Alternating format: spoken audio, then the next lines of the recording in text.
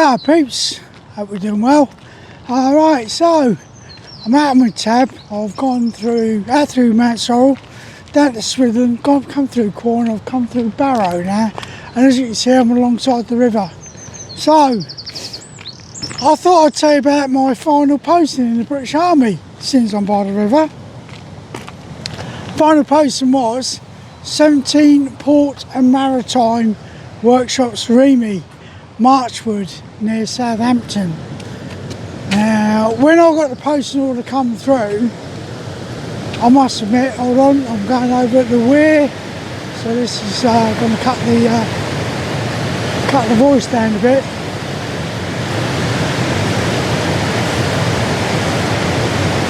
Bear with me.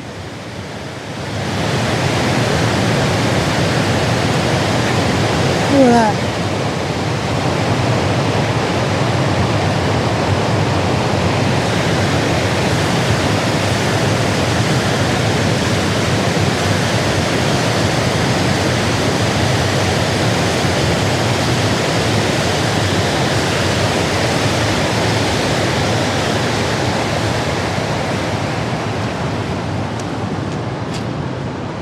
Okay, hopefully you can hear me again now, because that weir is very noisy. Yeah, but it's beautiful, absolutely beautiful. Yeah, so 17 Port Maritime Workshops REME at Marchwood and Southampton. And like I say, when I initially got the posting order come through, I immediately got in touch with the records desk, which had moved from Leicester. The REME Man and Records desk used to be here in Leicester, a place called Glenparva. But they'd moved everything to Glasgow, and I immediately rung the Man and Record desk up for the electrician. Look at this swan. Look at him go. I got in touch with the vehicle electrician desk, spoke to the young girl there. Her name was Jane, never forget her. And I said to her, "What do you think you're doing, sending me to Southampton?" And her reply was, "Well, you're from Portsmouth. I thought it would be nice for you to be close to home for your final posting." And I said to her, "You obviously don't know about the rivalry between Portsmouth and Southampton." And she went, "What's that?" And I told her, it's not purely about football. It's actually about the Dockers. That's why Pompey people call people from Southampton scummers. Good afternoon, sir. Because at the time, the dockyard in Portsmouth was on strike, and the dockers in Southampton, yeah, being the way they were, they actually carried on working and getting work done, which broke the strike in Portsmouth. So if you didn't know, it's nothing to do with football. It's all to do with the dockers between Southampton docks and Portsmouth. But I said to her, "You realise every time I come out of Southampton now, I'm going to have to delouse." And she sort of giggled. But 17 Port Maritime, my final posting. So what was my role there?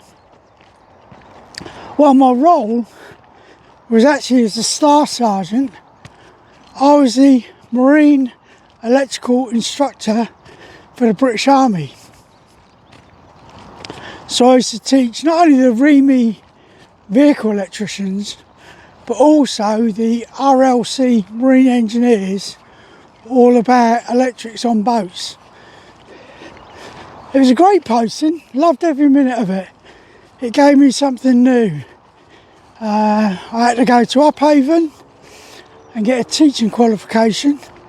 Now, most of you will have done probably the method of instruction course in your army career, but I had to go away and actually do a proper teaching qualification, because part of the course that I ran was for city and guilds.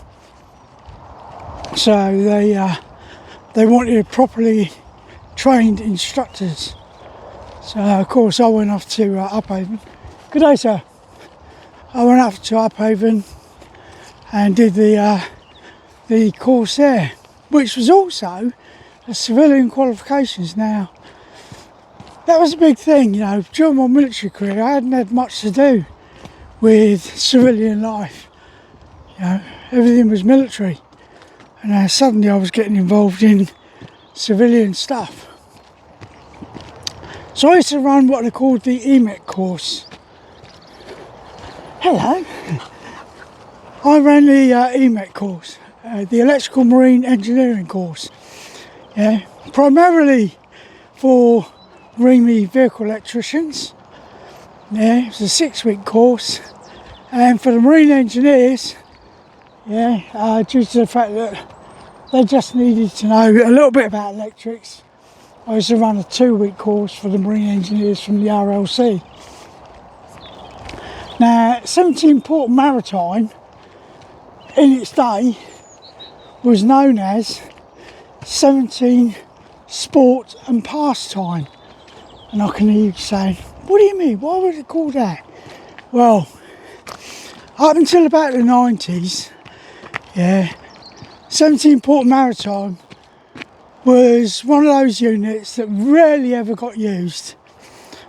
Yeah.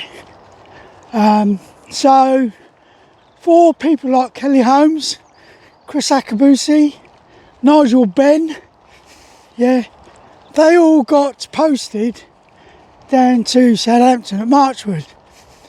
So it was a cushy posting for them. It meant that they could concentrate on their sports, and each of them became legends in their own sports. And it was all down to the fact that they were given time by the army to hone their skills. There's various other sports people. Jim Fox, ex-REME, he was an Olympic pentathlete. I met Jim because Jim was a Pompey lad. Yeah, and I met Jim, Christ, it was back in the early 80s. And what it was my pub challenged his pub to a race. And because of the fact that the people in the pub knew I was in the army, and they knew Jim Fox had been a pentathlete, they decided that that'd be the challenge, see who could beat who. And I must admit, I won. Yeah, mind you, Jim was a lot older than me at the time. I was still in my young 20s. But 17 Port Maritime, like I say, I was the marine electrical instructor. 2 weeks of the 6-week course, EMET course, was spent at our trade school, which was in Borden in Hampshire. That's where REME was, the School of Electrical and Mechanical Engineers. And what we had to do was, the course had to go there for 2 weeks and do all the theoretical stuff, all the sort of maths and physics and everything like that. Because part of sitting guilds, you had to do all this theory, even though the guys had done it prior to the EMET course, we had to go through it again. So they would spend 2 weeks down at Borden doing their course. Now at that time I wasn't allowed to instruct because that side of it had to be done by a civilian instructor. And I'll never forget, one of the courses was nearly cancelled due to the fact that REME couldn't provide a civilian instructor. They were short of civil instructors at the time. And I ended up having to go and teach an equipment course at REME so that they could release a civil instructor. There's a little story about that, and I'll tell you that on another day. So after 2 weeks at Borden, we then moved across to HMS Sultan in Gosport, and we would work alongside the Navy lads, yeah, all the stokers, yeah, HMS Sultan. So all of my REME vehicle electricians would then get involved and learn about the Navy system, because obviously our ships, the Army ships, would have naval equipment on it. So we had to know about it. Now we're talking here 450 volts, 60 hertz on a ship. Yeah, so you can imagine all the water and everything that's there. But part of the course at Sultan was we had to go to HMS Excellent, and we had to do the fire training that all naval ratings go through. Admittedly, we only went there for a day, yeah, just to find out about what dealing with a fire on a ship would mean. And I've got some pictures of us all dressed up in flash hoods and everything like that. We also had to do battle damage repair, so we would have to rewire a ship that had been hit, such as down in the Falklands where they've been hit by X-sets. Yeah, the ships then had to be repaired while they were out in the Falklands. So we did that for 2 weeks. Great time. Worked alongside the Navy, even though there's that rivalry between the senior service and the Army. We work together when it comes down to it. Had a great time working with them guys, and they used to come over to Marchwood just to do a visit so that the Navy lads going through their basic training would come over and see what the Army ships were like. So a good liaison with the Navy there. So while we were at Sultan, my first time there, I was the only Army person initially on the base, because obviously I went over to do a liaison visit. Bear with me a sec. So first time I was there, the HMS Sultan is split into two areas: accommodation area and the technical training area. And my first morning out, I left my bunk in the senior rates mess, otherwise known to the Army as the Sergeant's mess. And there's a bridge that goes over the main road that goes down to Gosport itself. So I went over the bridge and I couldn't understand why all these naval lads were stood still. So I just carried on. And next thing I know, I got this bloke shouting at me, got these big tall boots on. I found out later, he's what they call the Master at Arms. And he deals with all the discipline and stuff. And he's shouting and screaming at me because apparently what it was, first thing in the morning they do what they call colours. And you're supposed to stand still, faced inland, and respect the colours. Well, I knew nothing about this, did I? I'm an army lad. What would I know about Navy stuff? So of course, good afternoon. So of course I was stood there and he looked at me and said, "Staff, don't you realise?" And I said, "No sir, my first time on a Navy base." And he explained to me what it was.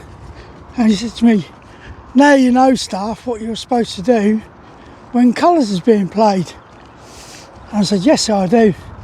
I said, "What I'll do is I'll wait in the senior rates mess until all this palaver is over and then I'll come over." And he just laughed at me. Which is what I did for the rest of the time that I was teaching at Sultan, because I used to run 3 courses a year. So the lads were taught everything about electrics on ships, yeah. As well as me teaching them, I would have a naval instructor with me, and we would split the day up between us. Yeah, there's nothing worse than going from one lesson to another to another to another without having a proper break. So it was always good to have that little bit of a break with them. So after 2 weeks at Sultan, we then went for 2 weeks with me at Marchwood Military Port. So this is where the guys would learn all about working on the working boats, the RCLs, all the other sort of ships or boats that the RLC owned. We had times when we were working on, and I'll never forget it, it was the Mark III Rigid Raider for the Royal Marines. That had come in for us to do a trial with, and I had some fun with that. But not only did I get qualified as a marine engineer or marine electrical engineer while I was Marchwood, I picked up various other qualifications. Yeah. One of them being, because a ship is basically a house on the water, I had to do the IEE Regs course, which is an electrical course. Normally it's only Royal Engineers that get to do this course, but because of the training I had to push out, I had to be trained in IE regs. So I'd also been down to Chatham for a couple of weeks with the Royal Engineers to do my, at the time it was IE 16. So I ended up with that civilian qualification. I also ended up with a boat handling qualification. So I'm actually still qualified to sail things like the RLCs, the RCLs, the landing craft. Yeah, the LSLs. No, I wouldn't be able to do one of those. Far too big. But I've actually got a licence to steer a ship. Not only that, I did an outboard motor qualification. Again, that was done at HMS Sultan. So I'm actually qualified to repair outboard motors. So, that posting at Marchwood did me a lot of good. A lot of civilian qualifications. I also did a fridge mechs course. Yeah, because again, we've got the fridges on board the ship, they had to be repaired, regassed and so on. So I did a fridge mech course. And again, that's part of my CV. But while we was at 17 Port Maritime, yeah, obviously Bosnia had already kicked off and that. I'd already done 3 tours in Bosnia. Luckily enough, I didn't have to go out with 17 Port because everything was already set up. But during my time at 17 Port Maritime, Kosovo kicked off. And we actually had, within 17 Port Maritime, a vehicle electrician that was trained on fixing trains. And one of the things that we had to do with Kosovo, we had to go up and set up a train link. Now myself and the corporal electrician, Tomo, who was the guy that was trained on trains, we went out to Kosovo when it initially kicked off to set up the train link.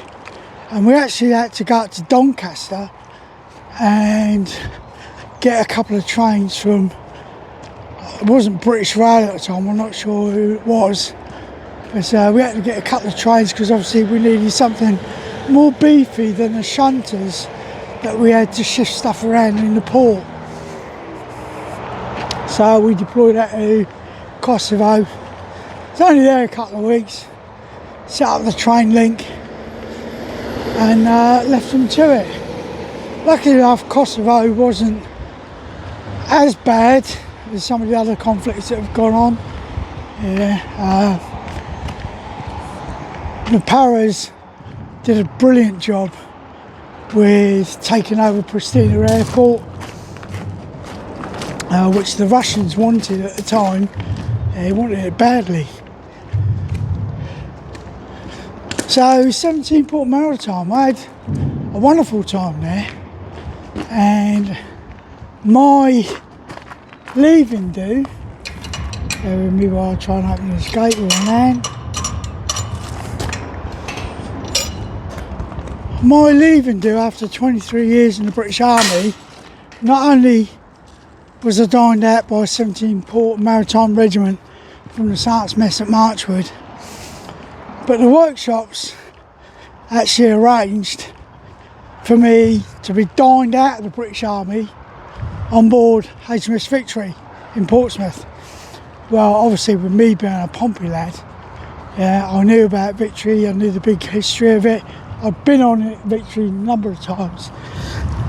But I got dressed in my best bib and tuck and my mess kit one evening and went over to HMS Victory. Now, if any of you have been on HMS Victory, you'll know full well that the ceilings, yeah, are extremely low. Yeah, poor old, there's a guy called Steve Nutt, I'll never forget him, 6 foot odd tall.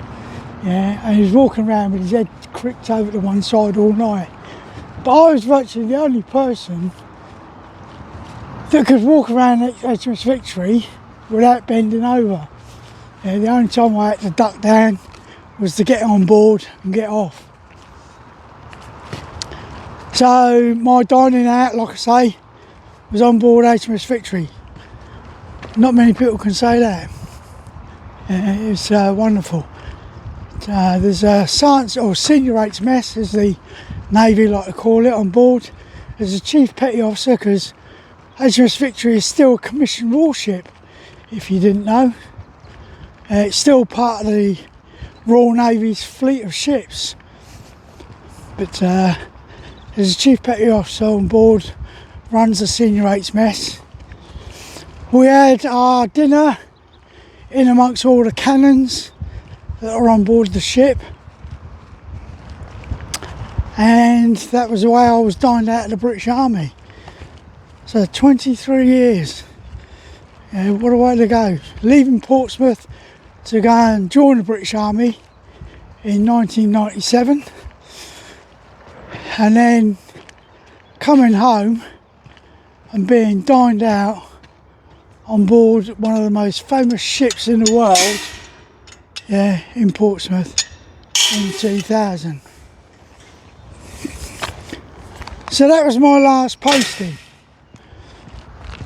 So, hope you've enjoyed the stories about my career. There are other little stories that I haven't brought out already, some very humorous ones. One of them was a bloke who was my very best friend, Staff Sergeant Mark Cochin. Now, Mark Cochin actually wanted to take over my posting at 17 Port Maritime, and there's a story about what he tried to do to muck up my annual assessment, because every year I was working for a civil servant, and every year I had to be assessed on my instructional abilities, and Mark tried to muck that up. But I'll tell you about that one later on. There's a couple of very funny stories with Mark.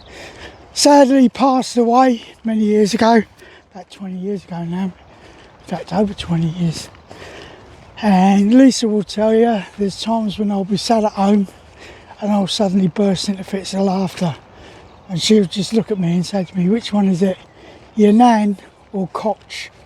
So I look forward to telling you a few stories about Koch, especially the one where I told his parents about it at Mark's funeral, and as his dad said to me, Mark never mentioned that one. Right, I'm going to leave you guys to it. You can see it's beautiful out here at the moment.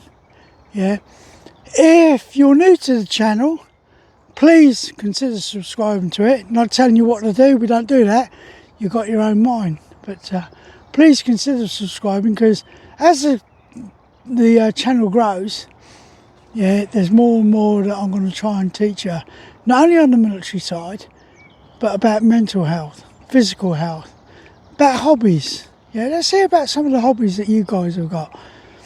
So, as me and Keith always say, please take care of yourselves, stay safe, and until the next time, let's tab.